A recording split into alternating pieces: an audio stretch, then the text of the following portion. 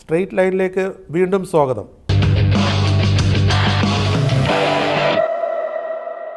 കേരളത്തിൽ സീപ്ലെയിൻ ഓടിച്ചില്ലെങ്കിൽ ഇന്ത്യയിൽ അതുപോലുള്ളൊരു സംസ്ഥാനം വേറൊന്നും ഇല്ല. മത്സ്യക്കുഞ്ഞുങ്ങൾ എന്നൊക്കെ പറഞ്ഞ് ആരൊക്കെയോ തെറ്റിദ്ധരിപ്പിച്ച് അത് മത്സ്യത്തൊഴിലാളികളെ കളിയാക്കാൻ വേണ്ടി പറഞ്ഞെന്നുള്ള ആണെന്ന് ഞാൻ മനസ്സിലാക്കി. സൂചി കൊണ്ട് എടുക്കാനുള്ളത് പിന്നെ തൂമ്പ കൊണ്ട് എടുക്കേണ്ടി വരും. വൈൽഡ് ലൈഫ് സാങ്ച്വറിയിൽ ഇതൊന്നും ചെയ്യാൻ പാടില്ലെങ്കിൽ വനം വകുപ്പ് ആദ്യം ചെയ്യേണ്ടത് തേക്കടിയിലുള്ള ബോട്ടിംഗ് നിർത്തണം. കാട്ടുപോത്തിനെയും കാട്ടുപന്നിയെയും നമുക്ക് വെടിവെച്ചു കൊല്ലാം.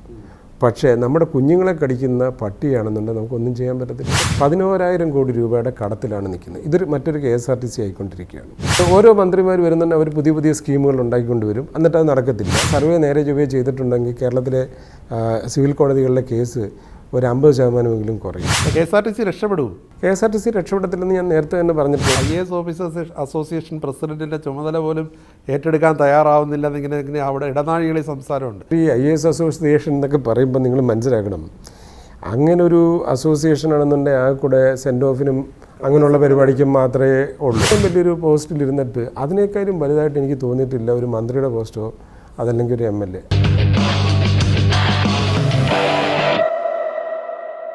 സീനിയർ IAS ഉദ്യോഗസ്ഥനും സംസ്ഥാന വൈദ്യുതി ബോർഡ് ചെയർമാനും മെട്രോ റെയിൽവേ ട്രാൻസ്പോർട്ട് സെക്രട്ടറിയും ഏവിയേഷൻ സെക്രട്ടറിയുമായിരുന്ന ശ്രീ ബിജു പ്രഭാകറാണ് നമ്മുടെ ഇന്നത്തെ അതിഥി. നമസ്കാരം ശ്രീ ബിജു പ്രഭാകർ. ഇപ്പം സംസ്ഥാനത്ത് സീപ്ലെയിൻ ലാൻഡ് ചെയ്തു, വൻ വിജയമായി മാറി. അതിൻ്റെ ഇനിയുള്ള ഭാവി എന്താണ്? ഇതിപ്പോൾ നടന്നത് ഒരു ഡെമോ മാത്രമാണ്. കേന്ദ്ര ഗവൺമെൻറ് കൊണ്ടുവന്നിട്ടുള്ള ഒരു പ്ലെയിൻ. അത് കേന്ദ്ര ഗവൺമെൻറ് പ്രത്യേകിച്ച് പൊളിറ്റിക്കൽ ലീഡർഷിപ്പിലുള്ള ആൾക്കാർ, അതുപോലെ ജനങ്ങളെ, പിന്നെ അതിൻ്റെ ടെക്നിക്കൽ ഫീസിബിലിറ്റി, ഇതൊക്കെയാണെന്നുണ്ടെങ്കിൽ ടൂറിസം ഇൻഡസ്ട്രി, ഇവരെയൊക്കെ ബോധ്യപ്പെടുത്താൻ വേണ്ടി കൊണ്ടുവന്നിട്ടുള്ള ഒരു പ്ലെയിൻ്റെ ഡെമോ മാത്രമാണ് ഇപ്പം നടന്നിട്ടുള്ളത്. പരീക്ഷണ പറക്കൽ മാത്രമാണ്. അപ്പോൾ ഇത് ഏതാനും ചുരുക്കം ചില മുന്നോട്ട് വന്ന സംസ്ഥാനങ്ങൾക്ക് മാത്രമായിട്ടാണ് അലോട്ട് ചെയ്തത്. ഞങ്ങൾ ആദ്യം തന്നെ പറഞ്ഞു, ഞങ്ങൾ അവരെ ക്രൂ വരികയാണെങ്കിൽ ഒരു ദിവസം താമസിക്കാനുള്ള സൗകര്യം കൊടുക്കാം. ബാക്കി ഞങ്ങൾക്ക് എനിക്കൊരു വലിയ ആഗ്രഹമായിരുന്നു ഇടുക്കിയിലെ KCBയുടെ ഡാമിൽ കൊണ്ടുവന്ന് ഇറക്കണം. അങ്ങനെ 2 ഡാം ഉണ്ടായിരുന്നു. ഇടുക്കി ഡാം ഉണ്ടായിരുന്നു, അതുപോലെ മാട്ടുപ്പെട്ടി ഡാമുണ്ട്. വേറെയും ഡാമുകൾ ഇടുക്കിയിലാണ് ഏറ്റവും കൂടുതൽ ഡാമുകളുള്ളത്. അപ്പോൾ ഇത് ഒരു പോസിബിലിറ്റി കാരണം വെച്ചാൽ ഇതിനു മുമ്പ് പല പ്രാവശ്യം അറ്റംപ്റ്റ് ചെയ്തിട്ടുള്ളതാണ്. അപ്പോൾ ആ ഒരു ഡെമോൺസ്ട്രേഷനാണ് ഇപ്പം നടന്നിട്ടുള്ളത്. അത് കേന്ദ്ര ഗവൺമെൻറ് പൂർണ്ണമായിട്ട് കൊണ്ടുവന്നു. പക്ഷേ അവർ വളരെ വ്യക്തമായിട്ട് പറഞ്ഞു, ഇതിനകത്ത് ഏറ്റവും ഇമ്പോർട്ടൻ്റ് ആയിട്ടുള്ളൊരു കാര്യം എന്ന് പറയുന്നത് ആ മന്ത്രിമാരും അടങ്ങുന്ന പൊളിറ്റിക്കൽ ലീഡർഷിപ്പ്, ജനങ്ങൾ, ടൂറിസം ഇൻഡസ്ട്രി, ഇവരെ ബോധ്യപ്പെടുത്തണം. അതിനായിട്ട് നിങ്ങൾ എന്തെല്ലാം പരിപാടികളാണ് നിങ്ങൾ ഓർഗനൈസ് ചെയ്യുന്നതെന്ന് പറഞ്ഞു. അങ്ങനെ എന്തായാലും പറഞ്ഞു കഴിഞ്ഞപ്പോൾ 3 മന്ത്രിമാർ ബോൾഗാട്ടിയിലും 1 മന്ത്രിയും 2 MLAമാരും മാട്ടുപ്പെട്ടിയിലുമാണെന്നുണ്ടെങ്കിൽ പങ്കെടുക്കുകയും പിന്നെ എല്ലാവരും അത് വളരെയധികം പിന്നെ we are also very particular. അത് വേണമെന്നുണ്ടെങ്കിൽ നമുക്ക് മട്ടാഞ്ചേരി വാർഫിൻ്റെ സൈഡിലേക്കൊക്കെ മാറ്റിയിടായിരുന്നു. പക്ഷേ ബോൾഗാട്ടിയിൽ കൊണ്ടുവന്നിടണം, ബോൾഗാട്ടി പാലസ് KTDCയുടെ ഫ്രണ്ടിൽ കൊണ്ടുവന്നിടണം എന്നൊക്കെ ഉള്ളത് കൊണ്ട് അത് ജനങ്ങൾക്ക് എല്ലാവർക്കും വലിയ താല്പര്യമാണ്. സീപ്ലെയിൻ്റെ വരവ് ടൂറിസം മേഖലയ്ക്ക് ഉണർവേകുമെങ്കിലും ഇത് ആശങ്ക പരത്തിയിരിക്കുന്നത് മത്സ്യത്തൊഴിലാളികൾക്കിടയിലാണ്. ആ ആശങ്കയ്ക്ക് അടിസ്ഥാനമുണ്ടോ?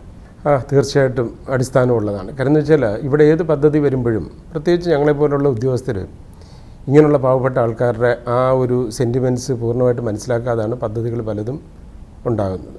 പക്ഷേ കാര്യങ്ങളൊക്കെ പറഞ്ഞ് മനസ്സിലാക്കുകയും ഒക്കെ ചെയ്തു കഴിഞ്ഞാൽ തീർച്ചയായിട്ടും എല്ലാവരും സഹകരിക്കുന്നതായിട്ടാണ് ഞാൻ കണ്ടിട്ടുള്ളത്. ഉദാഹരണം എനിക്ക് ഒത്തിരി ഉദാഹരണം പറയാനുണ്ട്. വിഴിഞ്ഞത്ത് ഏതാണ്ട് ഒരു 95-98% സ്ഥലവും ഞാനാണ് അക്യൂർ ചെയ്തത്. ആ സമയത്ത് ചില പോക്കറ്റില്ല, ചില ബീച്ചുകളിൽ മാത്രമാണ് നമ്മുടെ ചാളത്തടി പോലുള്ളതും അതുപോലെ കമ്പ പോലെ വലിക്കുന്നവരുമായിട്ടുള്ള ആൾക്കാരുണ്ടായിരുന്നു. ആരെങ്കിലും പറഞ്ഞു എന്തെങ്കിലും പ്രശ്നം ഉണ്ടായിരുന്നോ? അവരുമായിട്ട് സംസാരിച്ചു, അവർക്കുള്ള കോമ്പൻസേഷൻ കൊടുത്തു. ചിലർക്കൊക്കെ 27 ലക്ഷം രൂപ 28 ലക്ഷം രൂപ അവരെ കോമ്പൻസേഷൻ കൊടുത്തു. അത് എല്ലാവരും കോമ്പൻസേഷൻ കൊടുത്തതിന് ശേഷമാണെന്നുണ്ടെങ്കിൽ ഞണ്ട് പിടിക്കുന്ന ആൾക്കാരുണ്ട്, അവർക്ക് വേണമെന്ന് പറഞ്ഞു. ഇതിനൊന്നും കൃത്യമായിട്ടൊരു ഡേറ്റാബേസ് ഇല്ല. അപ്പോൾ അതൊക്കെയാണെന്നുണ്ടെങ്കിൽ വളരെ അമിക്കബിളായിട്ട് തീർന്നു. അതിനകത്താണെന്നുണ്ടെങ്കിൽ പ്രത്യേകിച്ച് ചർച്ചിലുള്ള അച്ഛന്മാരൊക്കെ ആണെന്നുണ്ടെങ്കിൽ വളരെയധികം സഹായിച്ചു. എന്നാൽ അവരാരെങ്കിലും മത്സ്യബന്ധനം ഇപ്പം നിർത്തിയിട്ടുണ്ടോ? എനിക്ക് ഉറപ്പുണ്ട് അവർ ഈ കര അല്ലെങ്കിൽ വേറൊരിടത്ത് പോയി ചെയ്യുന്നുണ്ട്. അപ്പോൾ മത്സ്യത്തൊഴിലാളികളെ കാര്യങ്ങൾ ധരിപ്പിച്ചു കഴിഞ്ഞാൽ ഈ ആശങ്കയ്ക്ക് അടിസ്ഥാനമില്ലാതാണ്. അവർ പറയുന്നതിനകത്ത് ചില കാര്യങ്ങളുണ്ട്. ഉദാഹരണത്തിന് ചീന വല മാറ്റണമെന്ന് പറഞ്ഞു കഴിഞ്ഞാൽ എത്രയോ പരമ്പരാഗതമായിട്ട് എത്രയോ കാലമായിട്ട് നിൽക്കുന്നതും ഏറ്റവും ഭംഗിയുള്ളൊരു കാര്യം തന്നെ. അതുപോലെ തന്നെയാണെന്നുണ്ടെങ്കിൽ അവർ വല ഇട്ടുകൊണ്ടിരിക്കുന്ന സമയത്ത് ഗവൺമെൻറ്റിൻ്റെ പല പരിപാടികളും ഇതാകുന്നില്ല. നമുക്കറിയാമല്ലോ, ബോട്ട് കയറിയിട്ട് വല പോകുന്നു, കപ്പൽ കയറിയിട്ട് വല പോകുന്നു. കപ്പൽ വന്നിട്ട് ഇടിച്ചിട്ടാണെന്നുണ്ടെങ്കിൽ മത്സ്യത്തൊഴിലാളികൾക്ക് മരണം വരെ സംഭവിച്ചിട്ട് പ്രോപ്പറായിട്ടാണെന്നുണ്ടെങ്കിൽ കോമ്പൻസേഷൻ കിട്ടുന്നില്ല. അപ്പോൾ അവർ പറയുന്നതിനകത്ത് കാര്യമുണ്ട്. പക്ഷേ അത് നമുക്ക് പറഞ്ഞു മാറ്റാവുന്ന കാര്യമുള്ളൂ. അവരുടെ ജീവനോപാധി ഒരു കാരണവശാലും ബാധിക്കാത്ത രീതിയിൽ നമുക്കിത് ചെയ്യാൻ പറ്റും. ചീനവലയൊക്കെ മാറ്റേണ്ടി വരും. അതിൻ്റെ ഒന്നും ആവശ്യം വരുന്നില്ല. നമ്മൾ മനസ്സിലാക്കേണ്ട ഒരു കാര്യം, ഇത് കേരളത്തിൽ സീപ്ലെയിൻ ഓടിച്ചില്ലെങ്കിൽ ഇന്ത്യയിൽ അതുപോലുള്ളൊരു സംസ്ഥാനം വേറൊന്നും ഇല്ല. ഇവിടെ 44 നദികൾ, എത്രയോ നമ്മുടെ ബാക്ക് വാട്ടേഴ്സ്, ഇതെല്ലാം കിടക്കുന്നുണ്ടെങ്കിൽ ഒരു തരത്തിലല്ലെങ്കിൽ വേറൊരു തരത്തിലാണെന്ന് വേറൊരു സ്ഥലത്ത് കൊണ്ടുവന്ന് നമുക്ക് ഇറക്കാനായിട്ട് പറ്റും. ഇതിനെപ്പറ്റി മനസ്സിലാക്കണം. ഇതിന് 1 കിലോമീറ്റർ 2 കിലോമീറ്റർ ഒന്നും നിങ്ങളൊന്നും വേണ്ട. ഇത് ഞാൻ വളരെ വ്യക്തമായിട്ട് ഞാൻ ആ പൈലറ്റ്സ് എൻ്റെ കൂടെ 2 ദിവസം ഉണ്ടായിരുന്നു. അപ്പോൾ അതുകൊണ്ട് ഞാൻ പറയുകയാണ്, മാക്സിമം ആണെന്നുണ്ടെങ്കിൽ 50 മീറ്ററിനുള്ളിൽ ഇറങ്ങും. ഇതൊരു 50 മീറ്ററിനുള്ളിൽ ഇറങ്ങും. അപ്പം ഞാനും വിചാരിച്ചു ഇത് ഗോശ്രീ പാലത്തിൻ്റെ അവിടം വരെ ഇത് പോയിട്ടൊക്കെ തിരിച്ചു വരുമെന്നൊക്കെയാണ്. മറ്റു വിമാനങ്ങളെ പോലെ റൺവേ പോലെ അതിൻ്റെ ആവശ്യമില്ല, ഇറങ്ങുന്നതിന് ആവശ്യമില്ല. അത് അവർ പറയുന്നത് 30 മീറ്ററിനുള്ളിൽ ഇറങ്ങാൻ പറ്റും. പിന്നെ കുറച്ചുകൂടെ ഒന്ന് റിലാക്സ്ഡ് ആയിട്ട് നോക്കുകയാണെങ്കിൽ ഒരു 50 മീറ്റർ. പക്ഷേ തിരിച്ചു പോകുമ്പം ഏതാണ്ട് 500 മീറ്റർ 550 മീറ്റർ. ഇതൊരു വലിയ പ്ലെയിനാണെന്ന് ആലോചിക്കുന്നത്. ടേക്ക് ഓഫ് ചെയ്യുമ്പോൾ 500 മീറ്റർ വേണം. 500 മീറ്റർ വേണം. പക്ഷേ നമ്മളൊരു ബഫർ എന്നുള്ള നിലയിൽ 1 കിലോമീറ്റർ ഇടുന്നതാണ്. 800-850 മീറ്ററാണ് പറയുന്നെങ്കിലും 1 കിലോമീറ്റർ നമ്മൾ ബഫർ ഇടുകയാണ്. ഏതെങ്കിലും രീതിയിൽ എഞ്ചിൻ്റെ പുള്ളിങ്ങോ അതൊക്കെ വരാതിരിക്കുന്ന സമയത്ത്. അപ്പോൾ ഇത്രയും വരുന്നുണ്ട്. നിങ്ങൾ മനസ്സിലാക്കേണ്ട ഒരു കാര്യം, നമ്മൾ ഈ മത്സ്യത്തൊഴിലാളികളെ ബാധിക്കുന്നു എന്ന് പറയുമ്പോൾ ആലപ്പുഴ കായലെടുക്കുക, 821 ബോട്ടുകൾ രജിസ്റ്റേർഡ് ആയിട്ടുണ്ട്. 1400 ഇല്ലീഗലായിട്ട് മൊത്തത്തിൽ ഓടുന്നുണ്ടെന്നാണ് പറയുന്നത്. ഇതിൽ നിന്ന് അതിൻ്റെ ഹ്യൂമൻ വേസ്റ്റ്, അവിടെ വരുന്ന ആൾക്കാരുടെ ഹ്യൂമൻ വേസ്റ്റ് ഡിസ്പോസ് ചെയ്യാനായിട്ട് 3 സ്ഥലങ്ങളിലാണ് ഇതുള്ളത്. എനിക്ക് പറയാൻ പറ്റും, ഞാൻ ഹെൽത്തിലുണ്ടായിരുന്ന സമയത്ത് 2010 കൊടുത്തൊരു പ്രോജക്റ്റിൻ്റെ ഭാഗമായിട്ടാണ് ഒരു ബോട്ടിൽ പോയിട്ട് ഈ ഹ്യൂമൻ വേസ്റ്റ് സക്ക് ചെയ്ത് കൊണ്ടുപോകണം. അതിൽ കുമരകത്തെ മാത്രമേ വർക്ക് ചെയ്യുന്നുള്ളൂ. അടുക്കള വേസ്റ്റായിട്ടുള്ള ഒരു കാര്യം പോലും ആണെന്നുണ്ടെങ്കിൽ ഡിസ്പോസ് ചെയ്യാൻ യാതൊരു മെക്കാനിസവും ഇല്ല. മനസ്സിലാക്കണം, 1400 ബോട്ടുകളും ഏതാണ്ട് 1.5 ലക്ഷത്തോളം ആൾക്കാരുണ്ടെന്നാണ് അവരുടെ അസോസിയേഷൻ തന്നെ ക്ലെയിം ചെയ്തിട്ടുള്ളത്. അത് നോക്കിക്കഴിഞ്ഞ് കഴിഞ്ഞാൽ ഇതിനകത്തുനിന്ന് വരുന്ന ഡീസൽ അല്ലെങ്കിൽ മണ്ണെണ്ണ, അതിനകത്ത് ഉപയോഗിക്കുന്ന ജനറേറ്റർ, ഇതെല്ലാം ഉണ്ടാക്കുന്ന ഒരു പൊല്യൂഷനെ അല്ല. അത് അങ്ങനെ ഒരു സാഹചര്യം ഉള്ളപ്പോൾ ഇത് ഒരു രീതിയിലും ബാധിക്കില്ല എന്നാണ്. ഇതിനകത്തുനിന്ന് അങ്ങനെ അതിൻ്റെ ഒരു ഓയിൽ പോലും പുറത്ത് മേ ബി ചിലപ്പം ഏതെങ്കിലും പർജ് ചെയ്യേണ്ടി വരുമായിരിക്കും. എന്നാൽ പോലും അങ്ങനെ ചെയ്തില്ല. കാരണം it's A very costly thing. അപ്പോൾ ഈ 1 കിലോമീറ്റർ എന്ന് പറയുന്ന ഒരു ദൂരം, ഇപ്പോൾ ടേക്ക് ഓഫിന് ഇപ്പോൾ അത്രയും ദൂരം വേണ്ടി വരില്ലെങ്കിലും ആ ഏരിയയിലേക്ക് ഇപ്പോൾ സെലക്ട് ചെയ്ത് കഴിഞ്ഞാൽ പിന്നീട് അവിടെ മത്സ്യം വളരുന്നതിന് അങ്ങനെയല്ല. അതാണ് ഇതിനകത്ത് ഞാൻ ഇന്ന് ഇന്റർവ്യൂ അങ്ങനെയൊന്നുമില്ല. ഈ ഇന്റർവ്യൂ വരാൻ തന്നെയുള്ള ഒരു പ്രധാന കാര്യം എന്ന് വെച്ചാൽ ആളുകൾ എത്രയോ തെറ്റിദ്ധരിച്ചിരിക്കുകയാണ്. ഒന്നാമത്തെ കാര്യം, ഇത് ടേക്ക് ഓഫ് ചെയ്യുന്നത് 500-600 മീറ്ററിനെന്നിരിക്കട്ടെ, ഏതാണ്ട് ഒരു 300 മീറ്റർ ആകുമ്പോഴും തന്നെ ഇതങ്ങ് പൊങ്ങിക്കഴിഞ്ഞു. പിന്നെ ജസ്റ്റ് ഒന്ന് തൊട്ട് അതിൻ്റെ ഒരു വെയിറ്റ് ലിഫ്റ്റ് ചെയ്യാനായിട്ടുള്ളൊരു സമയമാണ്.